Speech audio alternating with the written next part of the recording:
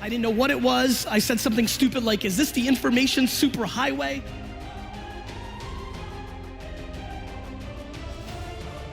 I am not interested in judging people's hustle. I'm interested in telling people how I've accomplished what I've accomplished, which is, I don't think I'm that talented. I do think I've outworked people. I think that's real. I also think it's controllable. And I think anybody who's watching right now, they may not be the most talented entrepreneur or salesman, an amazing craft of content, but if they outwork somebody, that is a variable that feels in control. Somebody wants to start a YouTube show, if they do it 365 days a year versus somebody that does it 137 days a year, and they're equally as talented, the person that does it 365 is gonna win. I mean, that's just the truth. And it's the only practical advice that I think I can give. Go get more talent. I can't say that, but work harder and go to less happy hours and don't watch entire seasons of House of Cards. Yeah, that feels real. And so, to me, I think it's amazing to take the whole month of August off in Europe. I think that's amazing work-life balance, and for many people, that's the right advice. It's just not my little narrow view on the world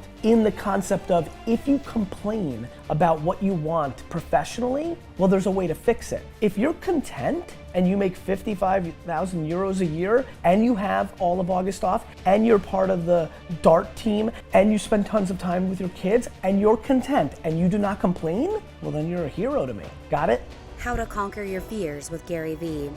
He mentions some ways to succeed in business. Be born with it. Run into fear. Your parents could have given you the skills to succeed, but he mentions the one thing you can do, the one thing you can control, is to surround yourself with people that gas each other up.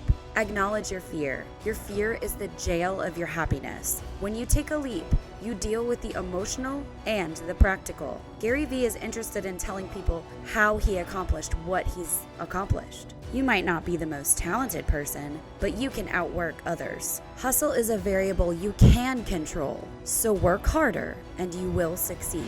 There's another thing that I believe, which is parents do it. My mom did it for me. My mom gassed me up so much.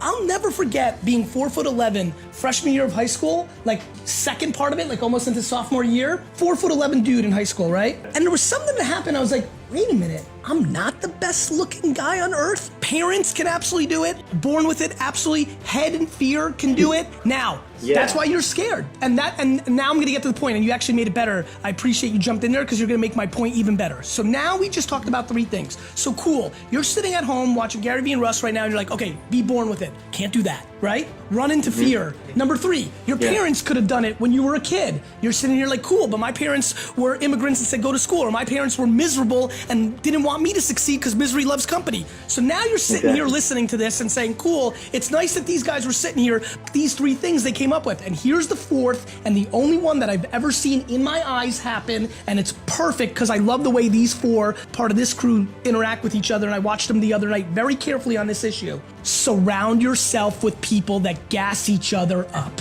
I think the thing that I've come to realize in the last 4 to 5 years as it's become a bigger theme is everybody's biggest fearful secret right this second is the jail of their happiness, 100%.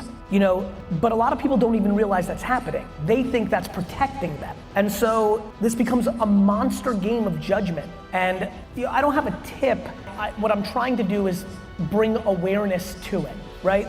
If you study how we've eliminated stigmas in our society, it's by bringing awareness to it. And that's what I think a lot about when I hear that question. When I'm with the closest people, or if it's one-on-one, I just always ask them what? And usually it's only 4 to 5 people that they're worried about. They don't love the judgment of Sally Pants 89.